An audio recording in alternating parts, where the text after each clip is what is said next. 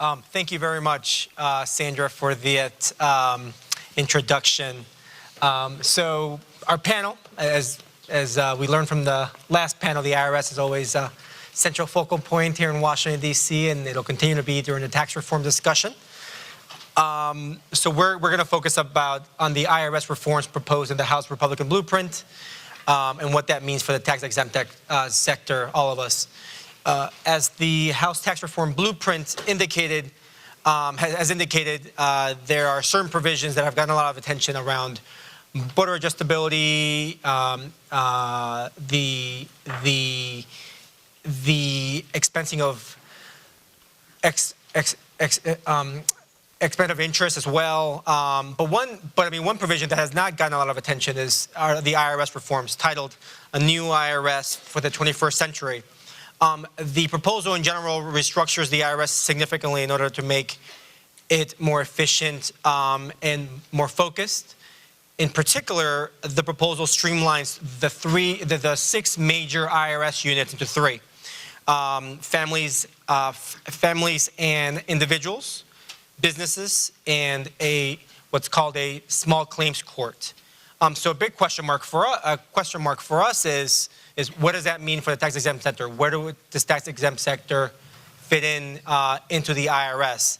As all you know, there's a robust functioning tax-exempt government entities office at the IRS, and within that there is an exempt orgs office as well, which is exclusively focused on the charitable sector, with over 1,000 employees dedicated just to the sector. So there's a question mark as to kind of where that fits in. So my panelists, Mark and Harold, are going to walk through those issues with me and highlight those issues. So let me turn to them and introduce them by order of the presentation. Mark Owens, our first panelist, he's a former director of the IRS Exempt Org Division. He's currently a partner at the law firm of Loeb & Loeb here in Washington, D.C. Second, Harold Hancock, who most of you know. He's a former tax counsel as of 2 weeks ago on the Ways and Means Committee, who had responsibility over charitable issues, tax issues. He's now a partner at the law firm of McGuire Woods. So we will start with Mark and then Harold. Very good. Thank you, Jorge. I assume my mic is on. I can't tell from here. It is? Yep. Yeah, you're on. Yeah, okay. I'd like to talk a little bit about this idea of the structure of the IRS and whether that is something that needs to be adjusted, rethought, refocused, and in particular from the standpoint of tax-exempt organizations oversight. There are a couple of issues here that need to be on the table as well. And one is, if you step back and look at the Internal Revenue Service, it's a collection agency. Its core mission is to collect the taxes that fund the government. That's its core mission, and that is the focus of every IRS commissioner's day. The taxpayers in the United States are individuals, business entities. What they are not are tax-exempt organizations. Now, that doesn't mean tax-exempt organizations don't pay some taxes. You all are quite aware of employment taxes and unrelated business income tax and that sort of stuff. But the dollars collected from those taxes don't register. The amounts are so small in proportion to the other taxes that are collected. You're just not there. You're invisible when it comes to looking at the fisc of the United States. So we have this entity whose job it is, the core mission, to bring in those tax dollars. The core mission of the exempt organizations function and also the employee plans function, dealing with pension plans, is not to collect taxes. It's to administer those provisions of the Internal Revenue Code that have a regulatory aspect to them. So it's a regulatory function embedded in a tax collection agency. It is off mission. It does something dramatically different from the rest of the agency. And as a result, because it isn't contributing to that core mission, to achieving the core mission of the IRS, it is always an afterthought, as it is in the proposal. It's not there. Now, it doesn't mean it isn't important. I think someone mentioned it's 10% of the employment in the United States, so it's somewhere around 8% of the gross domestic product, depending on how you count some things. One IRS commissioner once mentioned that 25% of his time, he estimated, was taken up with dealing with tax-exempt organizations and press inquiries and calls and hearings on Capitol Hill. May have been more last year. So it is a significant activity. It's just not a significant revenue generating activity. So it's off mission. It's in the way of what the IRS core mission is. So it is not a bad idea to take a look at how the IRS oversight of tax-exempt organizations, of charities in particular, is structured. Charities could be better served by the agency. How many of you know what the rules are for donor-advised funds? No one in the room should raise their hand because the rules haven't been fully written yet. They were enacted by Congress in 2006, but I can't see the regulations coming over the horizon.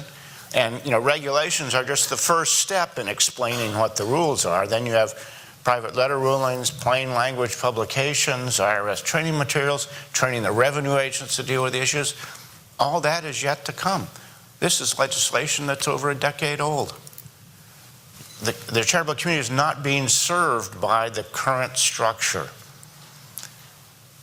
The IRS is charged with administering that boundary, policing the boundary between tax-exempt and taxable entities. Someone pointed out the budget's being reduced. Yes, it is. What that means is that boundary is becoming permeable. What that means is your reputation is now being tied to everybody who has a great idea for a quick way to make money. And not all of those ways to make money are going to fit within Section 501c3 of the Internal Revenue Code. So, just a thought. The charitable sector actually has an investment in having a functioning, efficient, less confrontational IRS than the one they're necessarily getting now. And there's some reasons structurally why you're getting a confrontational IRS to the extent it can muster the resources. So the idea of rethinking where to place charity oversight and other nonprofit organizations is an important one. And it goes along with maybe some other adjustments. One of the difficulties the IRS has had over the years is getting a well-functioning electronic system for managing the tax flows. That's a completely different job from enforcing the tax law. Requires different knowledge, different skill sets. It's a big job, but it's a very different job. So you have the collection of money, you have the enforcement of the laws, and then you have this regulatory piece for tax-exempt organizations and pension plans. None of those, they all sort of overlap a little bit, but none of them fit together. They fit together like oil and water. So maybe the time has come to think about how you could change the structure. There's another part of the Treasury called the Bureau of the Fiscal Service, whose job it is to work with the banks. You make out your income tax checks to the United States Treasury, you don't make them out to the IRS. When you make electronic payments, it goes to a bank. The Treasury Department monitors and deals with that transaction. So why not move the IRS service centers, that is the collection of taxes, that is money out of envelopes into the bank, put it in the Treasury Department, in this Bureau of Fiscal Service. Get it off the IRS plate. Let the Treasury Department pay for the new computers and the software and the engineers. It's a separate function. That's all it does. Why not put it there? The IRS can then focus on what its core mission is: collecting taxes, interpreting the rules in a way that people can understand so they can voluntarily comply. And oh, by the way, the regulatory piece, the tax-exempt organizations, maybe that needs to be housed somewhere else as well, because it's such a different activity, a different orientation. And maybe the silver lining of these changes is that it may be time and there may be enough interest in thinking about the best way to structure that so that you have an oversight function that knows you. You know, when was the last time IRS employees in the exempt organizations function attended your conferences? And I don't mean as a speaker who comes in and then leaves 10 minutes after they've finished their presentation. I mean someone who's interacted with you in a way that you interact with your other colleagues in this room. It's been a long time, I suspect. But if you're going to have a regulatory agency that knows who it's dealing with, knows the dimensions of its task, you're going to need to have that sort of regular, sort of plain language, plain talk. You don't always have to be armored as if you're going to be in a lawsuit with the person you're talking to in the next 10 minutes. And that, unfortunately, is kind of the way the IRS perceives the charitable sector right now. I mean, their assets, their resources have been constrained to the point where they have to make really tough calls, and there are bad actors out there. So they're dealing with, everything is viewed through the lens of finding the bad actors and dealing with fights with them, not in figuring out how to define a donor-advised fund in ways that fits with reality, with the economic activity going on, and does so without throwing everything into the trash.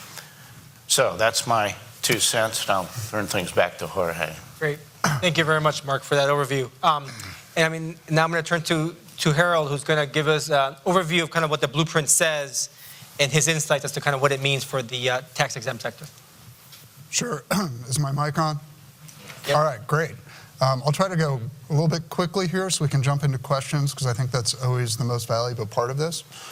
And I'll scope over a lot of the features of the blueprint to just note that restructuring the IRS, I would tell you to view as a very important part of the blueprint. I recognize that it doesn't say anything in there about exempt organizations, but that does not mean they're not part of it. I would view this, what is in the blueprint, as just a sort of a first draft of thinking about how to reorganize the IRS. And I would, again, say I would view this as a very important part of what the Ways and Means Committee is trying to think about in reforming the tax code. Oddly enough, while I think Mark made a lot of really good points about administrative difficulties and how exempt organizations interact with the IRS, I think the Ways and Means Committee members have focused on restructuring this area not for those reasons. Excuse me. They, if you look back over the last few years and what the committee has been up to, become very concerned about political targeting by the IRS and other sort of issues in that vein. So I think they're coming at it from a very different direction. And in the end of the day, that can be true, and what Mark has said can also be true about the IRS and how they're interacting in the exempt org sector. But to me, what this represents most importantly is a really unique opportunity to re-examine this whole relationship. And I would encourage anyone here who has ideas about what is currently working well, sorry, my allergies are killing me. What is working well, what is not working well, completely new ideas about how you think that relationship should go between you and the IRS. I think now is truly a unique opportunity to raise those issues and to approach the Ways and Means Committee, particularly the Subcommittee on Oversight, which is spearheading this effort, and open up a dialogue. Bring them ideas. And so, again, while I think, thank you very much, while I think they've approached this from a slightly different perspective because of what the member priorities have been, I think Mark's points are well known, at least to staff, in terms of the interactions. So I'm going to just leave off there, and I'm happy to delve into even more and go in whatever kind of direction you want. But if there's one thing I wanted to leave everyone with, and that is, sorry, I really think this is a unique opportunity. And for people who have ideas in this area, take this opportunity. Reach out. reach out to the people on the Hill and say, we think this is working well, we think this is not. Because I do think this is a key part of the blueprint, and I do believe that IRS restructuring is going to happen if the blueprint is enacted. Great. Thanks, Harold, for that overview. So I think, as we thought about the panel and thought about the issues, to me, there were two central questions, right? One is, is the omission of the tax-exempt sector from the blueprint, is that an oversight was not thought of? And obviously Harold's answered it. It's not an oversight. It's still kind of in the thought process, which is good to hear. But secondly, I think, which is what Harold kind of pointed out is, and Mark as well, is this does gives us an opportunity to think about how should the tax-exempt entity at the IRS be reorganized so that it's more responsive, more customer friendly, and answers the questions that all of you may have, whether it's regarding Form 990 or whether a determination letter that you're waiting for, right? I think those are the types of questions and issues that I think need to be fleshed out. Can I make a statement here? Yeah, go ahead. Because I was just thinking about this. We just saw some of the new pressures that might be on the IRS on the last panel in terms of the Johnson Amendment. If you guys, and this is for you, you guys interact with the IRS far more than I do. How is that going to work? There seems to be a lot of desire by President Trump and also House Republicans to do something about the Johnson Amendment. I think that places a whole new level of stress on their resources and opens up an opportunity to say, maybe that should be organized a little differently in order to handle whatever that legislation may look like. So I think that is a really good real-world example of changes that might be on the way for the IRS. But it doesn't have to be just that. There's all kinds of other things that we can think about in the exempt org area where they're happening in new ways that they haven't, you guys are engaged in activities that you haven't engaged in previously for a variety of reasons. And query whether the IRS really feels to you like they're equipped to handle what you need them to be reviewing to make your programs a success. So I just want to say, I think occurred to me that that's a real world example that we could be facing.